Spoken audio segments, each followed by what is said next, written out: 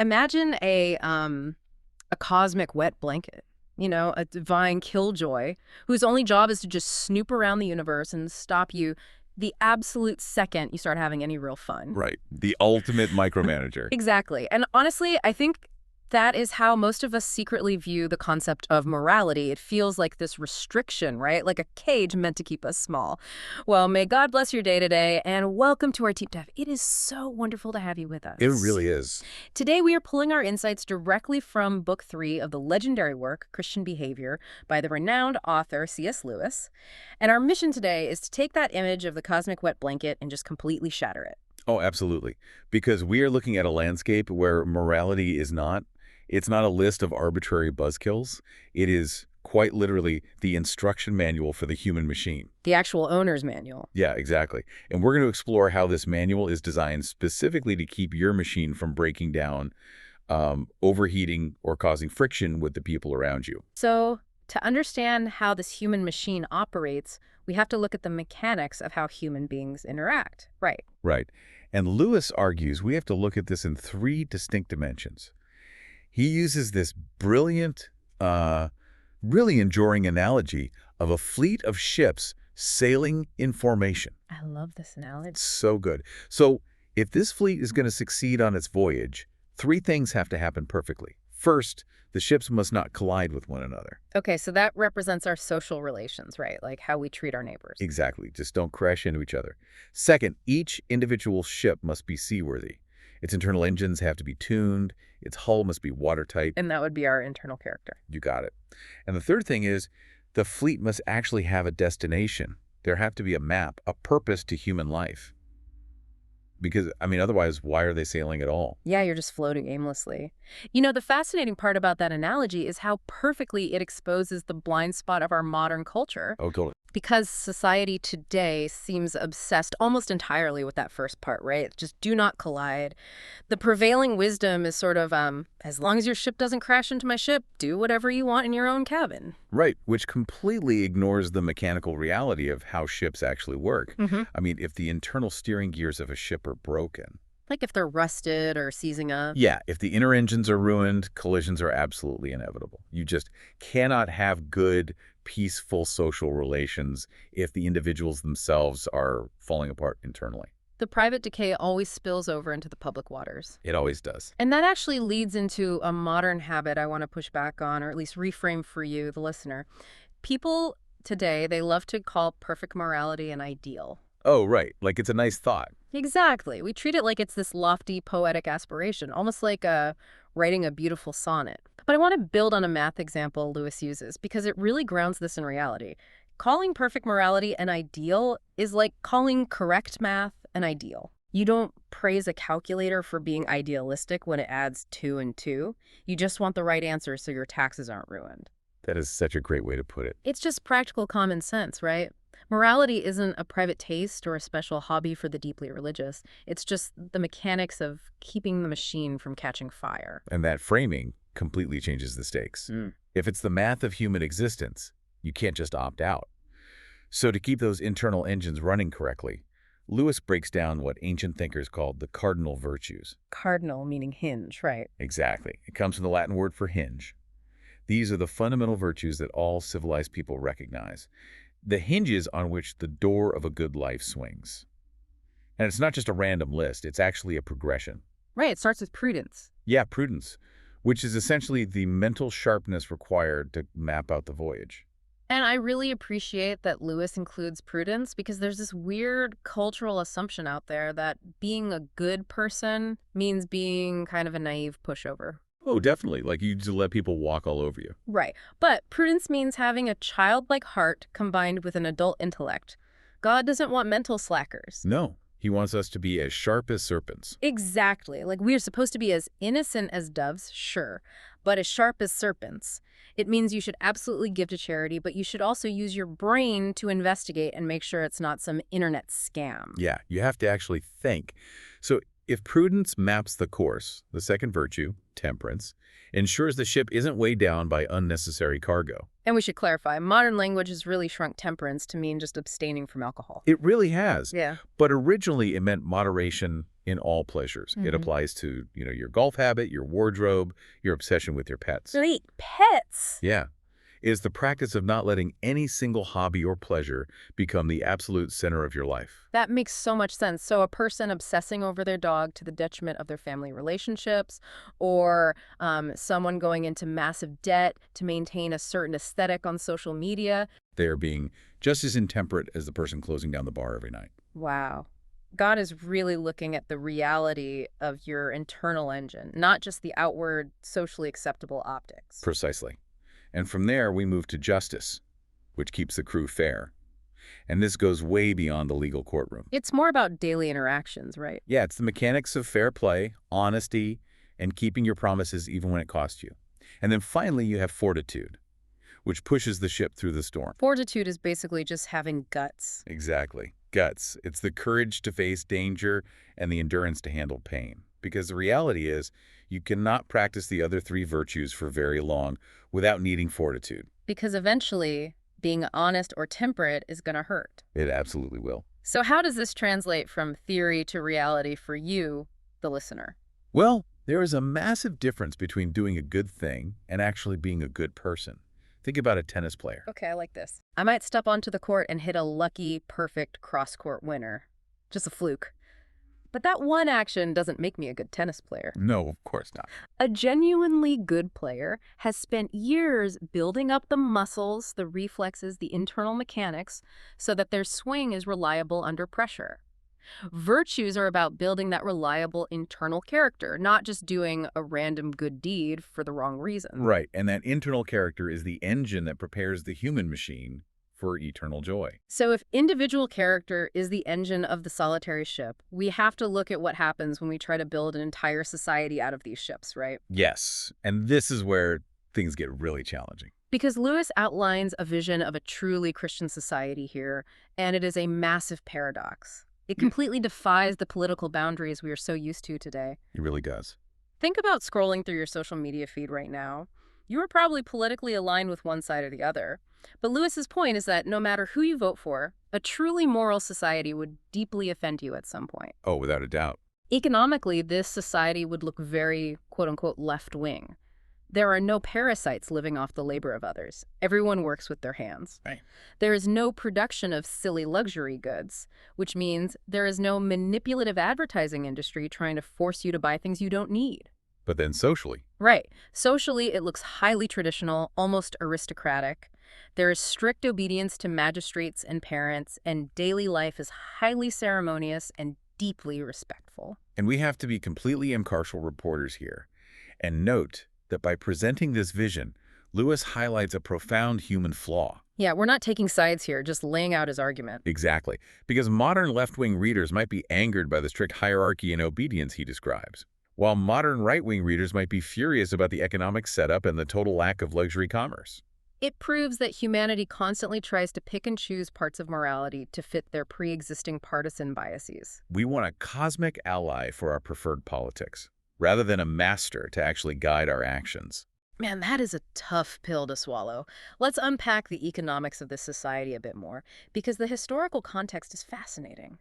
Lewis brings up the concept of usury, which is lending money at interest. Right, and the mechanics of usury changed the fundamental dynamic between human beings.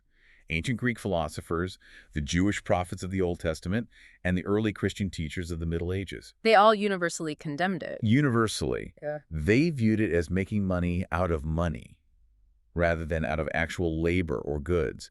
And that shifts relationships from mutual community aid to profit-seeking extraction. Yet, we have built our entire modern global economic system on investment and interest. We are operating a system historically condemned by three great foundational civilizations. That is wild, and tied directly to that economic mindset is the rule of charity. Lewis does not give a comfortable specific percentage that you should give away so you can just check a box and feel good. No, he doesn't let us off the hook that easily. He provides a much tougher metric. He says we must give until it hurts. If our standard of living is exactly the same as other people who share our income level, we are simply giving too little. Right. Our charity should actually limit what we can do in our daily lives. And the barrier keeping us from doing this isn't usually like mustache twirling greed. It is the very relatable fear of insecurity. We hoard because we are terrified of the future. Yes. That fear of insecurity is a deeply psychological barrier. It is a flaw in the mental baseline we all carry around. Which brings up a very provocative, very modern question. If our main obstacles are psychological, like this fear of insecurity, or deep-seated internal neuroses, and modern therapy or psychoanalysis can fix those inner fears, Yeah. doesn't that make morality obsolete? How so? Well, to use an analogy, therapy is like a mechanic fixing the alignment on your car so it doesn't constantly pull to the left anymore. Can't we just therapize ourselves into being automatically good people? That is a great question, but it is vital to clearly separate the mechanic from the driver here. Psychoanalysis and therapy address the raw psychological material. The neurological deck of cards we were dealt, the subconscious baggage. Right. Curing an abnormal fear is essentially treating a medical disease. It brings the car's alignment back to center. Morality, however, is the free will choice you make using whatever raw material you currently have. I see. God judges the free will choice of the driver, not the raw material of the car's alignment. Okay, that makes sense. But Lewis uses the example of three men going to war to illustrate this, right? Yes, exactly. So one man has normal human fear and overcomes it through sheer moral effort. That is the virtue of courage. The other two have intense, irrational phobias stemming from their subconscious. So a psychoanalyst treats those two. Right, curing their phobias and bringing them to the exact same baseline as the first man. The psychoanalyst's job is now perfectly complete, but the moral problem has just begun. Because they still have to make a choice. Exactly. One of those cured men might look at his new mental baseline and say, I am cured, now I can bravely serve my country alongside my peers. And the other? The other cured man might look at the exact same baseline and say, well, I am not paralyzed by panic anymore, which means I can much more efficiently scheme to put myself first and let others do the dangerous work. Wow. The therapy improved the raw material, but the free will choice of what to do with that baseline remains entirely up to the individual. Okay, wait. I have to stop you there and push back on how Lewis applies this to ultimate judgment. Because honestly, it feels incredibly counterintuitive. Okay, let's hear it. Lewis argues that a person with deeply warped subconscious baggage, say, someone who was abused and perverted since childhood, who manages to do one tiny act of kindness, might be judged by God as acting far more heroically than a totally healthy person giving up their life in battle. He does say that. That feels deeply unfair. I mean, if I'm the guy taking a bullet for my country, I want the credit. How does God's accounting actually work here? I get why that feels unfair. But it comes down to measuring the distance traveled rather than the final destination. God sees the internal friction. The resistant. Right. The person with terrible psychological raw material had to overcome a mountain of internal resistance just to perform that one tiny act of kindness. The healthy person, raised in a loving environment with great genetics, had the wind at their back. So they didn't have to fight as hard? Exactly. God judges how much you turned your specific flawed machinery toward the light. Conversely, someone given every advantage, great genetics, wealth, a wonderful upbringing, might squander it through tiny, selfish choices and slowly turn into a monster, like a Himmler. Oh, wow. So every single choice we make is turning our inner core slightly more into a heavenly creature or a hellish one. Exactly. And here is a terrifying psychological mechanism that accompanies those choices. Good people recognize good and evil. Bad people are completely blind to both. What do you mean by blind? Think about it like sleep. You only understand what sleep is when you are awake. You only understand drunkenness when you are sober. When you worsen your character, you actually lose the neurological and spiritual ability to see your own badness. Oh, so you literally can't tell you're doing wrong. Right. You think you are perfectly fine while the ship is actively sinking. That is terrifying. Okay, so moving from our general psychological raw material, Lewis argues we have to look at the specific area of human nature that is the most inflamed and warped of all: human sexuality and relationships. Oh boy. These are undeniably the most unpopular virtues he addresses. Truly. But before we dive in, we need to quickly separate modesty from chastity because culture constantly jumbles them up. Yeah, they're not the same thing. Not at all. Modesty is about social rules, clothing, language, etiquette. And those rules change completely depending on the era or geography. A Victorian lady covered neck to ankle in heavy dresses, and a woman from a Pacific island in traditional garb can both be completely, perfectly modest according to their own cultures. Right. Modesty is relative to the society. Exactly. Chastity, however, is the unchanging Christian rule. Faithful marriage or total abstinence. And Lewis argues that our modern sexual instinct is biologically warped, despite society constantly telling us that all desires are healthy simply because they are natural. And to prove how warped it is, he uses this analogy that just hits so hard, especially today, the plate of bacon. This is such a vivid image. It really is. Imagine you traveled to a foreign country and you walked into a theater packed with people who paid good money to sit in the dark and watch a silver cover slowly get lifted off a plate of bacon. Just staring at it. Yeah, just a dramatic striptease of a piece of meat. You would immediately logically assume that something was fundamentally terribly wrong with that culture's appetite for food. You'd think they were starving or insane. Exactly. And that is exactly how warped our sexual appetite has become. And think about how modern society lifts that cloche today. Through ubiquitous internet culture, through advertising that uses sex to sell everything from cars to cologne, we are constantly feeding an inflamed appetite and calling it normal. And if you look at the biological mechanism of eating, its purpose is nourishment. You might overeat a little at dinner, but a person physically cannot eat enough food for 10 people. The sexual appetite, however, has been inflamed so far beyond its biological purpose, which is the creation of children and family bonding, that it has become an all-consuming obsession. But the common pushback to this strict Christian view of marriage is usually one of practicality, right? Sure. People say, wait, isn't it dishonest to stay married when the thrill is gone? If you aren't in love anymore, isn't it actually more authentic to just walk away? Lewis addresses the mechanics of love beautifully here. He explains that being in love is just the ignition system. The ignition. Okay. It is an explosive, wonderful, necessary feeling that helps conquer our natural selfishness at the very beginning of a relationship. But an ignition spark cannot sustain a journey. Deep, quiet, deliberate love is the engine. He uses an aviation analogy. Think of a young boy who gets a thrilling, emotional rush just looking at airplanes. Right. That initial breathless thrill will absolutely fade when he actually joins the Air Force, studies the dense technical manuals, and has to learn to fly in freezing rain and real weather. It becomes work. Exactly. But if he accepts the loss of that initial childish thrill, he gains the deep, quiet, lasting satisfaction of being a highly skilled pilot. You literally have to let the initial emotion die to experience the richer reality underneath it. You do. Because if you just chase the ignition spark, you will be bouncing from one relationship to the next forever, always disappointed when the engine stalls. And the mechanics of marriage in this framework treat spouses as one flesh. Right. It is not a business partnership you just dissolve when the quarterly profits dip. It is like a lock and a key or a violin and a bow. They are fundamentally designed to operate as a single unit. Yes. Therefore, divorce isn't a simple readjustment of living arrangements. It is a surgical amputation. And within this permanent unified partnership, Lewis tackles what might be the most controversial topic of all, the man being the head of the household. Right. And as impartial reporters of the text here, we need to neutrally explain the exact logic he uses because he approaches it almost like a constitutional lawyer. He really does. Lewis says that in any permanent partnership, if there is an absolute fundamental disagreement that simply cannot be resolved through compromise, there must be a designated tiebreaker. You cannot have a majority vote with only two people. It's just a mechanical necessity.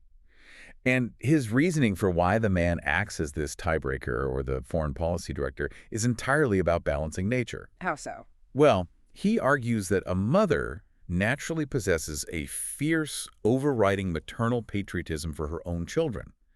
She is biologically and emotionally wired to fight for her family against the rest of the world no matter what. Right. The man's role is to ensure that this intense natural preference doesn't unfairly trample on the rights of the outside world. The practical example he gives makes the mechanism really clear. If your dog bites the neighbor's kid or your kid breaks the neighbor's window, who do you want to negotiate with? Right. You want to deal with the head of the household who can maintain some objective distance, not the mother whose biological imperative is to defend her own offspring at all costs. The husband acts as the foreign policy buffer to maintain fairness with the community. Exactly. Now, after laying out all these strict rules regarding virtues, society, and sexuality, Lewis introduces a profound recalibration of morality regarding human failure. This part is so surprising. We spend so much of our cultural energy agonizing over sins of the flesh, lust, gluttony, drunkenness. But Lewis argues these are actually the least serious sins. Which completely flips our cultural scorecard upside down. The worst sins, the most horrific ones that do the absolute most damage to the human machine, are purely spiritual. Yeah. Pride, the joy of proving others wrong, the ruthless desire for power, hatred, sneering at people you think are beneath you, these belong to what he calls the diabolical self, whereas the sins of the flesh just belong to the animal self. And we have to understand the mechanism of why pride is worse. Animal sins are born from natural biological instincts gone slightly awry. You are hungry, so you overeat. You desire connection, so you lust. Right, they're natural appetites that just grew too big. Exactly. But pride is purely anti-human and anti-God. It actively requires the belittling of another person to even exist. Because you can't be proud unless you're looking down on someone else. Exactly. It creates instant, systemic friction within the fleet. Which means a cold, self-righteous person who perfectly attends church every Sunday, doesn't drink, doesn't swear, but just looks down their nose at everyone else, might be far closer to hell than a prostitute who knows she is broken. It's a sobering thought. The spiritual pride is a far deadlier disease than the animal instinct. Wow. And this all connects back to the ultimate destination of the fleet, immortality. Right. If the framework of Christianity is true, individuals live forever. That means a single human life is infinitely more important than a nation or a civilization which only lasts few centuries. They're just a blip. In the grand timeline, yeah. They are just a temporary blip compared to an eternal human character. And that leads to a totally different perspective I really want you to mull over today, one that builds on everything we've discussed. If our internal character outlasts nations and civilizations, think about our modern obsession with politics, news cycles, and legacy. Oh, we are consumed by it. We spend our entire lives agonizing over building empires, arguing over elections, or trying to change laws that will inevitably turn to dust and be forgotten. Yet we completely neglect the cultivation of the internal engine, the soul, which is the only thing that actually survives the collapse of the universe. It puts everything in perspective. It really does. How does realizing that your internal character will outlast the country you live in reframe your daily anxieties? It means the political argument you had online today means absolutely nothing, but the patience you showed your family this morning echoes into eternity. Every single choice you make is eternally compounding, turning your inner self into a creature of unimaginable joy or sheer horror over millions of years.